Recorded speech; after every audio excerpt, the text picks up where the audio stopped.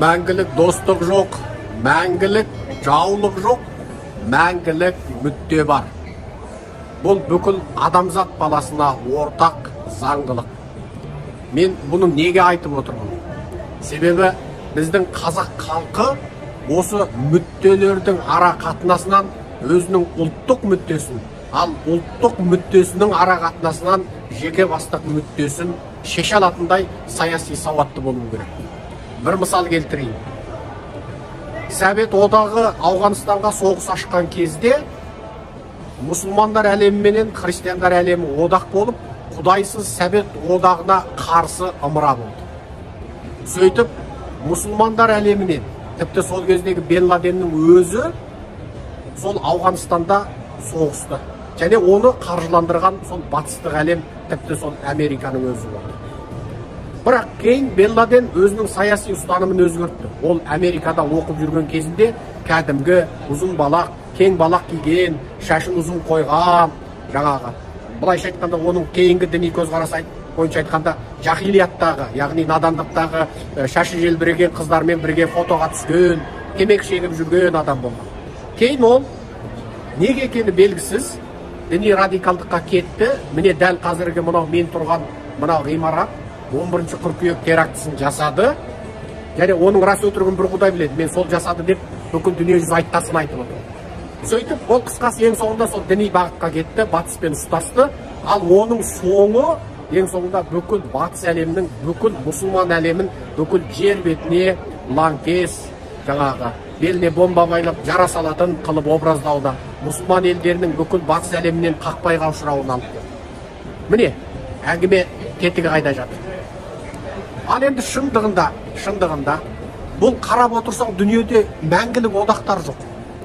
Мәңгілік одақ ешқашанда болған емес, болмайды да. Ол жерде мүдделер. Совет одағына қарсы күресу үшін ол кезде батыс өзінен қару алатын, қаржы алатын және Советке қарсы күресетін одақтас керек болды да одақтасты. Бірақ қараңдар, Совет одағын толық күйретті ма? Күйреткен жоқ. Анығында Совет одағының Ауғанстанға соғыс ашуы Совет одағын бүкіл әлем алдында дара қалдырды, жалғыз қалдырды, бүкіл экономикасын қиратып қойды. Бүкіл советтік экономиканың діңгегіне сызат содан түсті. Одан кейінгі олардың қазақтың желтоқсанның жаныштауы, олардың бүкіл коммунистік идеологиялық жүйедегі Шығыс Еуропадан тартып бүкіл Совет одағы республикаларында олардың идеологиялық діңгегіне сызат түсті. Сөйтіп, идеологиялық діңгегіне бір сызат түскен, қаржылық экономикалық діңгегіне екі сызат түскен Совет одағы құлады. Бірақ бір нәрсе тұр.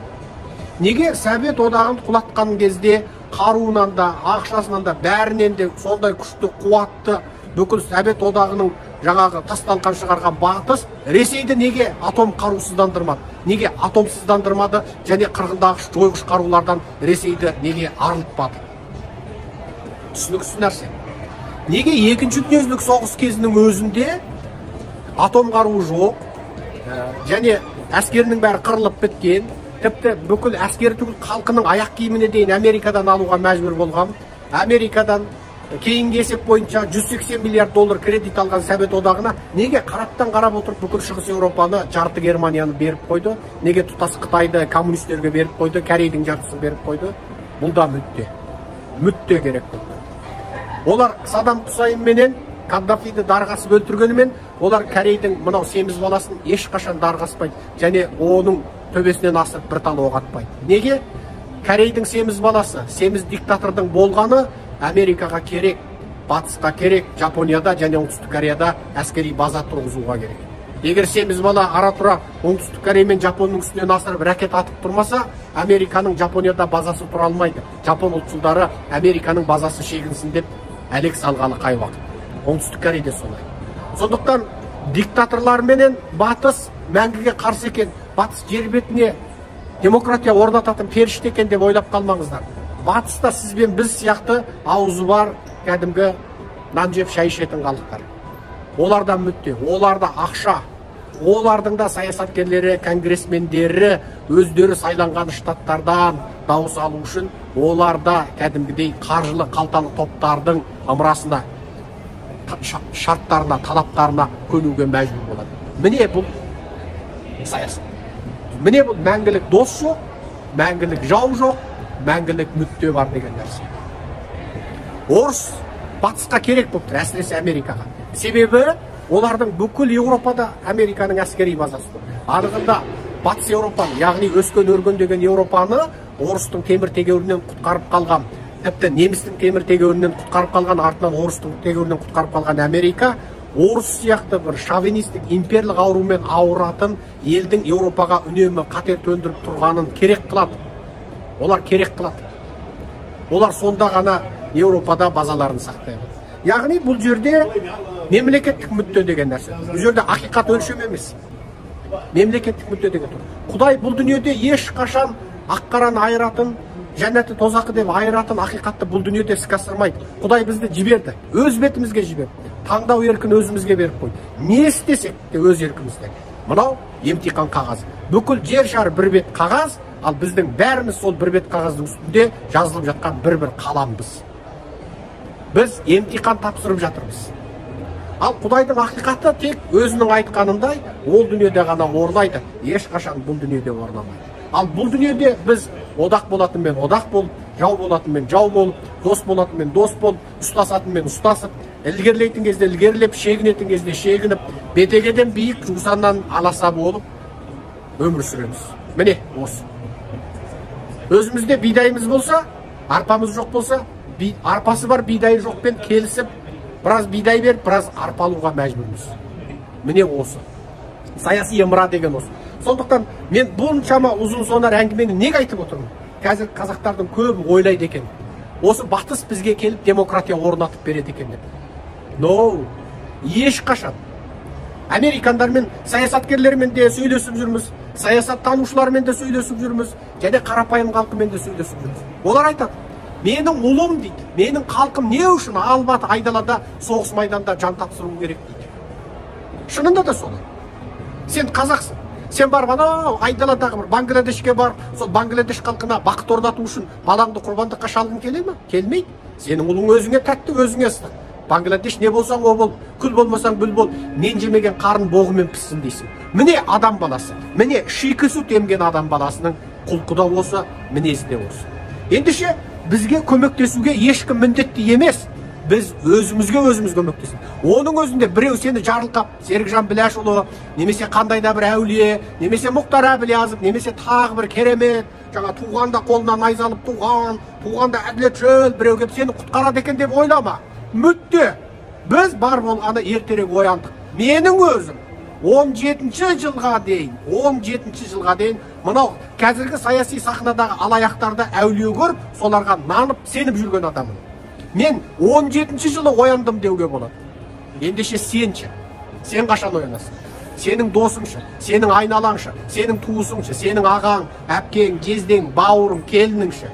Міне сөйтіп бәріміз оянған кезде, бәріміз осындай көзқараста болды. Біз мына биліктің жауыздығына, зұлымдығына, мына қазақ халқына жасап отырған қиянатына, мына әлемде жоқ өсім, әлемде жоқ процент кредит, әлемде жоқ зұлымдық, жер бетіндегі 9-шы үлкен территорияда отырып, жерсіз отырған, тірісі жерсіз отырған, өлісі көрсіз қалатын, бәрін сатып алатын.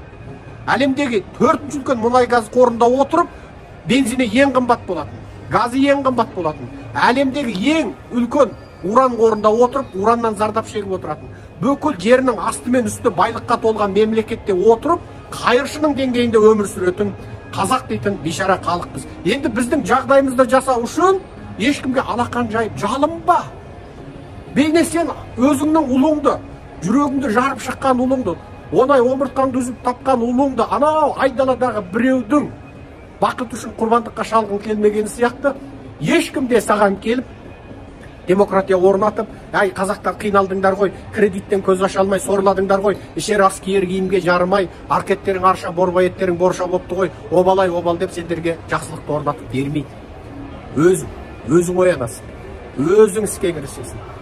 Біз бұрын әлеуметтік теңсіздіктерге қарсы тұрдық. Иә, 17 жылға дейін мен ұйықтап жүрген жоқпын. Бізде күрестік, біз барлық зұлымдықпен күрестік. Біз бірақ сол зұлымдықтарды жаңағы нағыз қайнарымен емес, соның себептерімен ғана күресіп жүрдік. Сөйтсек, бүкіл біз күресіп жүрген зұлымдықтар. Біз анау 2005-2008-де күресіп жүрген. Тіпті 2002 жылы біз күресіп шешіп жүрген мәселелер болды. 2000 жас қыздар мен жігіттер емтихан берді 2002 жылы. 175-ін қабылдап бәрін қайтаратын кезде соны камераға түсіріп, соны парламентке жеткізуші мен болатын. Сол кезде қолында жұдырықтай камерасы бар, бүкіл Жемпидің жатақханасының оқу ғимаратының алдында камера түсіріп жүрген жігіт мен болатын. Бүкіл Үрімшіде 10 мың қазақ виза ала алмай, Қазақстанға келе алмай, немересі ат жалын тартып мінгенше анжақтағы атасы келе алмай қиналып отырғанда сол зұлымдықты шешкен біз. Бүкіл қазақ қаржы пирамидасы, финансовый пирамиданың батпағына батқанда соны көтерген және шешкен біз. Қаншама мәселені көтерді. Қазақтарды 5 жыл азаматтық бермей қаңғытып тентіретіп жібергенде, соны да көтеріп үстімізден ашық хат жазылып, ұлттық қауіпсіздік артымызға түсетін кезде де сол біз кеудегер балға шықтық. Оның бәрін айтсақ өте көп. Қазақстандағы қаржы пирамидасы алаяқтығының тасталқанын шығарып, бүкіл сол өтірік дәрілер, дәрмектер, өтірік финанстық жаңағы алаяқтықтар туралы лекцияны ең алғаш бастап сөйлеген біз. Енді қара, оның барлығы бізді сынақтан өткізді. Біз соның анаусымен күресек, мына бәле шығады, мынаумен күресек, ана бәле шығады, парақорлықпен, зұлымдықпен күресе, ең соңында Қытайда 500 миллион қазақ фашистік концлагерге қамалғанда сонымен күресті. 500 миллион қазақ, анау-мынау қазақ емес, 500 миллион қазақ. Ал нәтижесінде көзіміз ашылды, бүкіл зұлымдықтың қайнар көзі қазақ билігі екенін білдік. Диктатуралық, монархиялық, жауыз жүйе, мынау қанаушы тап, мына бандиттік жүйе, мына қарақшылық жүйе Қазақстандағы бүкіл зұлымдықтың қайнар көзі екенін сонда барып білдік. Ендеше біз ояндық, енді сіз де ояныңыз. Ешкім ешқашан сізге жақсылық әкелмейді, өзіңіз. Сіздің оянғаныңыз, сіздің үгітші насихатшы болғаныңыз, сіздің басқаларды оятқаныңыз, барлық зұлымдықпен үлкен күшсіз демей күреске аттанғаныңыз ең соңында өзіңізге жақсылық әкеледі. Алдымен ұлтқа жақсылық әкеледі. Ұлт жақсылыққа жету барысында сіздің жеке басыңызға да жақсылық келеді. Мәңгілік дос жоқ, мәңгілік жау жоқ, мәңгілік мүдде бар. Сізбен бізді біріктіретіні мүдде, ұлттық мүдде және жеке бастық мүдде. Сіз бақытты баяшатты болсаңыз, біз де бақытты баяшатты боламыз. Мынау азғантай 200 отбасыны тырқыратып қусақ, тырқыратып отырып қуып түрмеге тықсақ, нақақ сотталған қазақтар түрмеден шығарып ақтасақ, бүкіл қазақтың байлығын қазақ халқына тең үлестірсек, Қазақстанда әділетті жүйе орнатсақ, бүкіл заңсыз соттарды соттасақ, бүкіл қарақшы полицейлермен киембілерді түрмеге тықсақ, бүкіл министрлер менен депутаттарды, әкімдерді, барлық полицейлер мен ұлттық қауіпсіздікті тырқыратып соттасақ, өлімге үкім етсек, бүкіл мынау Назарбаев Тоқаевтың әулетін, бүкіл кланын, бүкіл тайпасымен қосып отырып, айналасына жиналған, молда қожасымен қосып отырып, үгітші насихатшысы болған, солардың осы қанішер жүйесінің өмір сүруіне, ұзақ өмір сүруіне еңбек еткен барлығын, бүкіл алаяқ саясаткерін, үгітші насихатшысын, уағызшысын, барлық молда имаммен қосып отырып түрмеге тықсақ, шын мәніндегі нағыз демократиялы жүйе орнатсақ, сонда сізде бізде бақытты боламыз. Адамдардың діни наным сеніміне толық еркіндік беріледі. Адамдар туған жеріне, фамилиясына, тегіне, тағы басқа да бір діни наным сеніміне байланысты дараланбайды, басымдылық берілмейді және кемсітілмейді. Адамдар таза ақиқат үшін өмір сүреді. Адамдар тап-таза заң алдында пара-пар болады. Кім инедей қылмыс өткізеді, инедей жазасын алады. Кім үлкен қылмыс өткізеді, үлкен жазасын алады. Адамдар заң арқылы ғана бір-бірімен қарым-қатынасын сақтайтын сондай жүйе орнатқан кезде біз дүниедегі ең бақытты және ең бай, ең баяшатты халық болып өмір сүреміз. Сол күнге жету үшін күреске аттаныңыз. Біздің Ата жоқ партиясына қосылыңыз. Аман сау болыңыз, құрметпен Серікжан Біләшұлы.